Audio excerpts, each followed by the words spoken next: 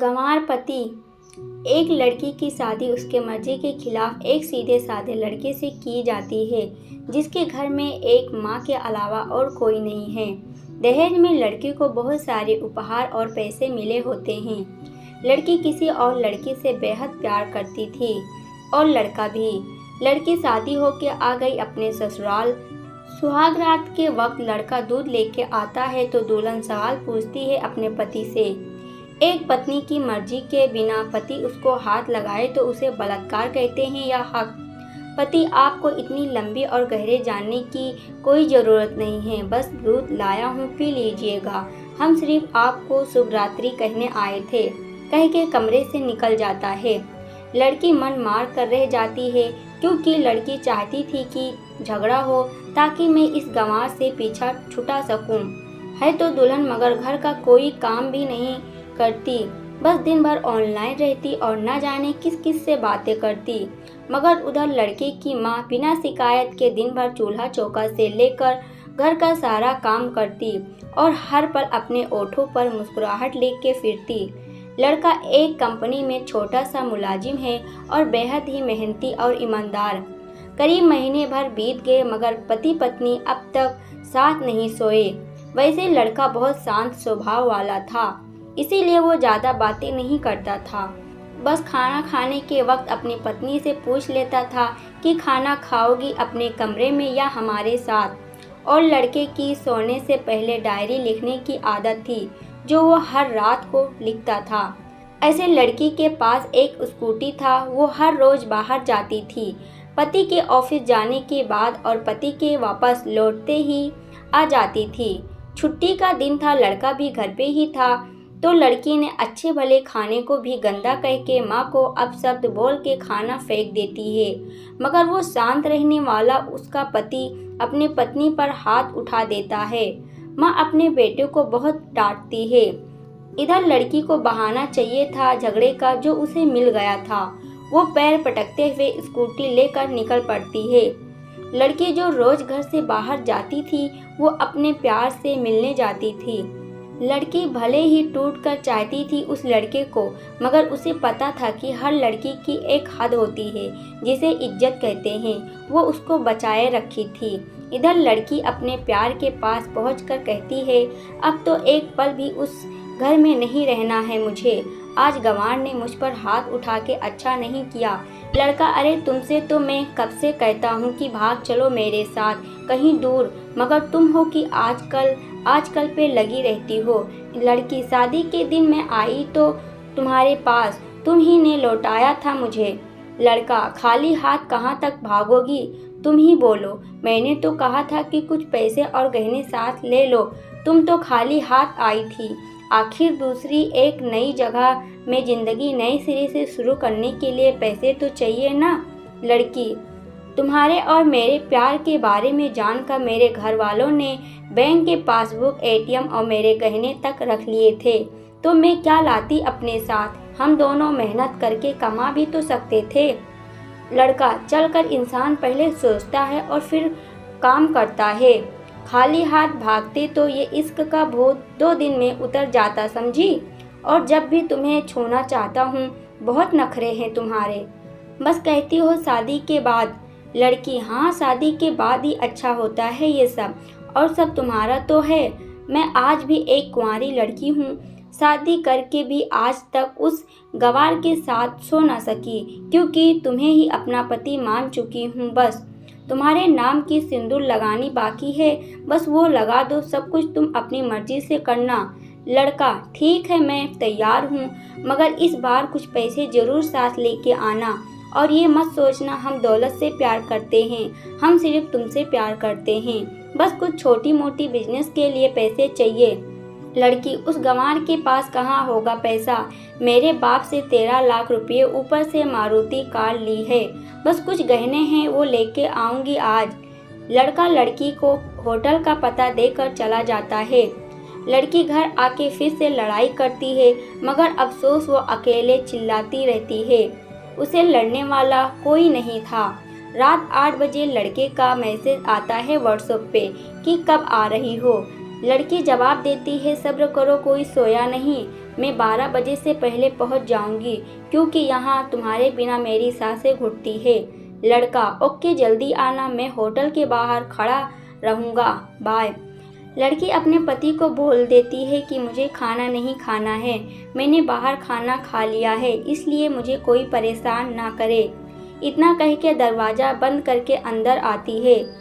पति बोलता है कि वो अलमारी से मेरी डायरी दे दो, फिर बंद करना दरवाज़ा, हम परेशान नहीं करेंगे। लड़की दरवाज़ा खोले बिना कहती है कि चाबियाँ दो अलमारी की। लड़का, तुम्हारे बिस्तर के पैरों तले है चाबी। मगर लड़की दरवाज़ा नहीं खोलती है, बल्कि ज़ोर ज़ोर से गाना सुनने लगती है। बाहर पति कुछ देर दरवाज़ा पीटता है, फिर हार कर लौट जाता है। लड़की ने बड़े ज़ोर से गाना बजा रखा था। फिर वो अलमारी खोल के देखती है जो उसने पहली बार खोला था, क्योंकि वो अपना सामान अलग अलमारी में रखती थी। अलमारी खोलते ही हैरान रह जाती है। अलमारी में उसके अपने पासबुक, एटीएम कार्ड थे जो उसके घर वालों ने छीन के रखे थे।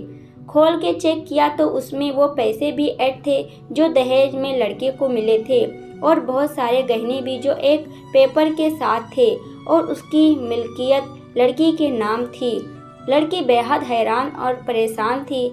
फिर उसके नज़र डायरी पे पड़ती है और वो जल्दी से वो डायरी निकाल के पढ़ने लगती है। डायरी में लिखा था, तुम्हारे पापा ने एक दिन मेरी माँ की जान बचाई थी अपना खून देकर। मैं अपनी माँ से बेहद प्यार करता हूँ, इसीलिए मैंने झुककर आपके पापा को प्रणाम करके कहा कि आपका ये अनमोल एहसान कभी नहीं भूलूंगा। कुछ दिन बाद आपके पापा हमारे घर आए हमारे तुम्हारे रिश्ते की बात लेकर, मगर उन्होंने आपकी हर बात बताई हमें कि आप एक लड़के से बेहद प्यार करती हो। आपके पापा आपकी खुशी चाहते थे, इसलिए वो पहले लड़के को जानना चाहते थे। आखिर आप अपने पापा की प्रिंसेस जो थी, और हर बाप अपने प्रिंसेस के लिए एक अच्छा ईमानदार प्रिंस चाहता है। आपके पापा ने खोज के पता लगाया कि वो लड़का बहुत सी लड़की को धोखा दे चुका है और पहली शादी भी हो चुकी है, पर आपको बता न सके, क्योंकि उन्हें पता था कि यह जो इश्क का नशा है वो हमेशा अपने को गैर और गैरों को अपना समझता है। एक बाप के मुंह से एक बेटी की कहानी सुनकर मैं अचंभित हो गया।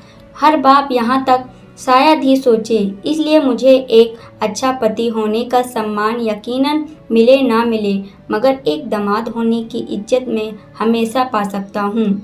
मुझे दहेज में मिले सारे पैसे मैंने तुम्हारे अकाउंट में डाल दिए, और तुम्हारे घर से मिले गाड़ी आज भी तुम्हारे घर पे ही है, जो मैंने इसीलिए भेजी ताकि जब तुम्हें मुझसे प्यार हो जाए तो साथ चलेंगे कहीं दूर घूमने। दहेज, इस नाम से नफ़रत है मुझे, क्योंकि मैंने इस दहेज में अपनी बहन और बाप को खोया है।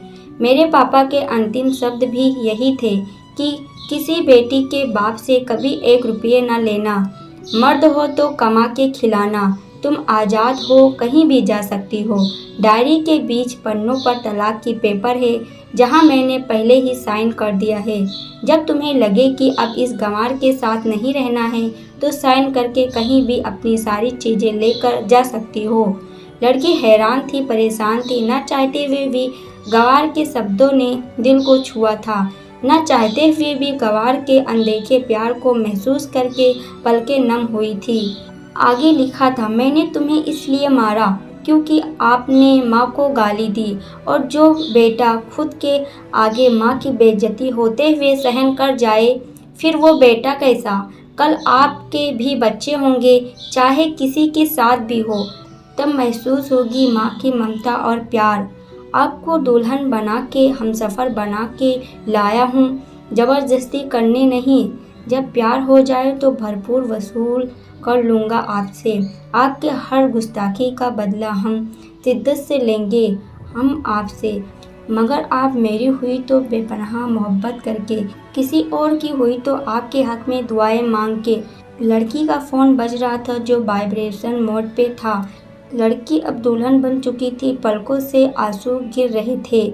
सिसकते हुए मोबाइल से पहले सिम निकाल के तोड़े, फिर सारा सामान जैसा था वैसा रख के न जाने कब सो गई पता नहीं चला।